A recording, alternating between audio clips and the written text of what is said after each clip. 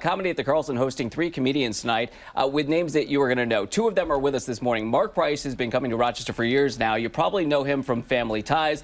And we also this morning have comedian Camilla Cleese, the daughter of John Cleese. Welcome to both of you. Good morning. Thank you. Listen, I know mornings are tough. They're not easy, right? Yeah, I just told you how mine went. So. I've grown to cope. It used to be tough when I was young and would drink all night. Now, I'm an old man. I wake up early. I get that. Not a problem. I'm old. I go to bed, well, I mean, on this shift, I go to bed so early that I'm up so early, but you just get tired. Well, I'm on California time, too. That's difficult. Well, so are you, so that's not an excuse. Yeah. But, yeah, I'll accept it as an excuse. I just told you I made coffee at 5:45, and then I sat down to drink the coffee on the couch, and I woke up at 6:45 with it all over my lap. And that's what starts your day. It happens. This is such a cool show because you both come from comedic entertainment families. Your father, John Cleese, your dad was in broadcasting early on, 30s, 40s, 50s, right? Oh, yeah, so most of the folks watching don't know my dad by name, like everybody knows John Cleese. But yeah, he was a famous comedian back in the day. Yeah. Our other partner in crime, Mindy Rickles, Don Rickles' daughter. Don used to work with my dad back in the, and guys like Don Rickles were kids compared to my dad. That's how old my dad was. Yeah. There's got to be a bond between you guys, too, then, because being the children of famous people who have done this, too, what's that bond like between you two? Well, we know it's an interesting childhood. Like, it certainly isn't. Like, you don't know it's not normal until you're an adult and you hear how other people grew up and, like, that their dad wasn't always in a dress or like a bat costume or a nun. Like just every one of my childhood photos, he's dressed like a cop or a priest. Like it's so strange looking back, but like at the time that was life. That was my normal. Yeah. My dad became a stand-up comedian. He was a mimic and in movies and stuff, but he was known most of his career as a stand-up comic. And I followed in his footsteps. I like to say we're both poor decision makers. He couldn't have taught me real estate. Yeah, right? And the big difference between me and these 2 others is my inheritance, which doesn't exist. So. Oh, come on. I don't have one. You don't have an inheritance. Do you know how many times he's been married? So that cuts out that for you too. Okay. I mean, yeah, I doubt that. Still, you grew up the daughter of a celebrity. I did. Yes, I'll be in my guest house. Sort of. If you need me. Family Ties was big, though. I mean, growing up in the 80s, my younger sister is named Mallory. It came from Family Ties. Wow, you're one of the Mallory kids. Yeah. They're out there. They are out there. They considered calling you Skippy, but that didn't... I did not get Skippy. I got Matt instead. Matt? That's a departure. Yeah, right. So, but yeah, Rochester has been my favorite place. I got to tell you, this was the first city that I ever headlined in, which for a comic, that's a big deal. Yeah. And it was 36 years ago. What keeps you coming back? Well, the people, the audiences, that's the #1 thing. Yeah. My good friends here in town, a couple of the best radio DJs, Scott Spezzano and Brother Weeze. And a good friend of mine in Rochester here who sadly is no longer with us. And he's one of the nicest guys, and I know everybody who knows him loves him, and that's Chuck Perry, and we miss Chuck very much. And this trip is... it's sadly lacking his presence. Yeah, it sounds like you've established a lot of relationships here over the years. Camilla, what's it like for you touring and going city to city and also kind of creating your own unique brand of comedy separate from your dad? Well, it's funny, I tour with him and then like with other comics. I generally just feature for people, but it's like opposite ends of the spectrum because I go with my dad and we stay at really nice hotels and then I sleep on the floor. She comes out with me. Then she comes down the road with me and we're at the Red Roof Inn. Our hotel is great here. Like, this is by far. No, they take great care of us at the Carlson. Let's be very clear. They have been amazing. But I've slept on like the floor. There's some hotels that are so bad I've slept in my car just because I didn't want to get like, cooties. Bed bugs or something. Yeah. Welcome to the life as a comic on the road. It's kind of fun to have that dichotomy, and also like when I tour with my dad, I'm well aware I'm just an accessory. Like I usually interview him. I don't do stand-up.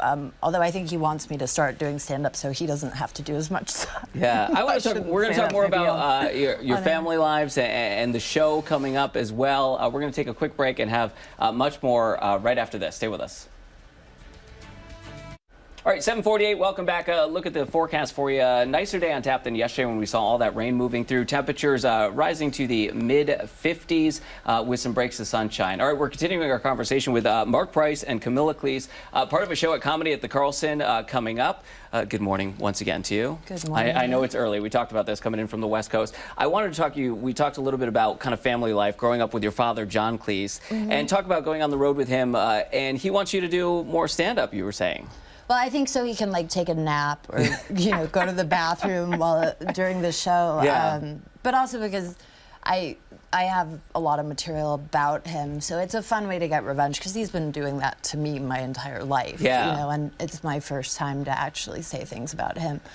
The only unfortunate part is that we do theaters like 2,500, 3,000 seat theaters, and like if I say something kind of funny but mean about him, it's 2,500 people gasping simultaneously. Like they're very protective. The crowd's behind him, right? It doesn't matter if what I say is funnier than what he says. Like he wins every time, which gets a little frustrating. Yeah. And he throws things at me. Like Does he really? The tour manager isn't allowed to put anything hard on the table because he's literally thrown every object. Like he misses generally, but like cause he'll just take something and other kids or my note cards or whatever, like, and their dads teach them how to ride a bike. Yeah. Did your dad teach you how to do silly walks? Well, I did do one for a show we did, and I actually had to train for it. Like, it's shockingly hard how flexible you have to be to do that.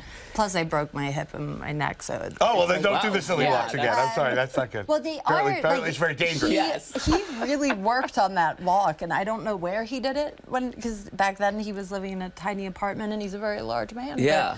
But he put serious effort into that, which I find hilarious. Like, I was actually more concerned when I found out he'd never done drugs, and he wrote all that stuff, than if he had done drugs, it would have made more sense. Yeah.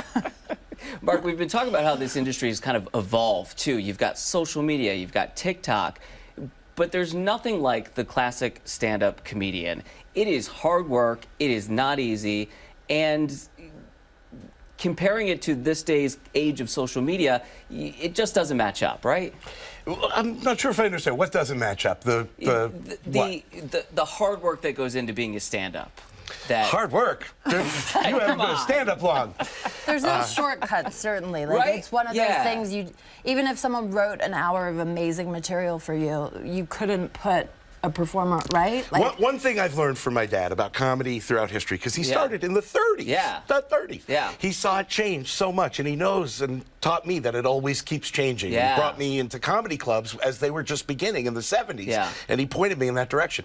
And now, we were talking about this yesterday, comedy's at a very interesting time because it's waiting for its next thing. Yeah. A comedy club really is our dad's comedy club. Yeah. And I think it's an exciting time, really, because I think something's about to bust. Yeah. We're going to see something new, something soon. But we're starting it out with this weekend because this is something new, something different. It's an evolution. All right, so let's talk about this show. I want to dive in. Talk about what people can expect from this show.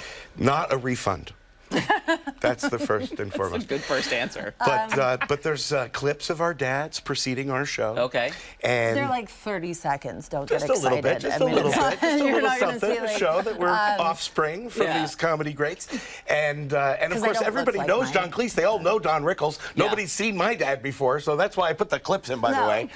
I want people to see him. Yeah. It's kind of cool, like we're working on the bill together again, you know? It's funny. It's the first time I've actually done a show in the U.S. where, like, people know that that's my dad, because I never explicitly say it in my act, even though I talk about him, just because of that whole, like, people getting defensive of him thing. So it's a different experience, like, to have, I'm not sure everyone knows who he is, but, like, to be talking about him and have people know. Yeah. Like, in England, I'm much more careful because I've wound up getting disowned a few times for jokes. Because, journalists, a lot of times, no offense, like, you're not. No offense taken. He's not a journalist. No, you're way too fun. Like, because they take everything literally. Yeah. Like, they ran an article in the Daily Mail where the headline, I do a joke where I'm like, I got exciting news. We have a new child in the family, my new stepmother. And like somehow that and then turned it becomes into a headline yeah, of you Camilla targeting. Cleese brand's stepmother as child, and I'm like, well, when you put it like that, like. It's not the same, you know, you just ruined my joke, and they made it sound like I'm yelling these insults on a corner, not doing stand-up. Like, they fail to mention it's comedy. And then my, you know, whoever reads it and gets pissed off. We're coming up against a hard break, so we're going to go to commercial. But the show coming up when, right? It's tonight. It's tomorrow. Yes. It's comedy at the Carlson. Awesome. It's funny kids of famous comedians. 2 shows each night. So good to have you guys in this morning. Thank you so much for waking up early. Fun. Mindy Rickles.